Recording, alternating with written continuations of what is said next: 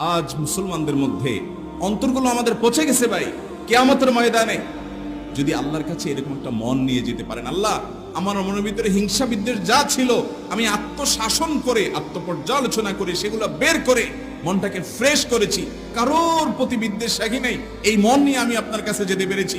এই একটা আমল যদি করে যেতে পারেন, হ্যাঁ আমার আখিরাতের পথ অনেক মসৃণ হবে, অনেক মসৃণ হবে।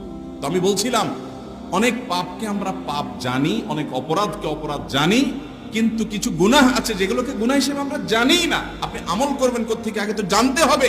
এই জন্য কারোর প্রতি অন্তরে হিংসা হচ্ছে কিনা, কারোর উন্নতি দেখার পরে অন্তরে চিন করে জ্বলে কিনা খেয়াল করবেন। আমাদের এরকম হয়নি মাঝে মধ্যে? আপনাদের হয়নি মাঝে মধ্যে এরকম যে কারোর ভালো শুনছেন, অমুকের ছেলে হঠাৎ করে সে শুনলেন যে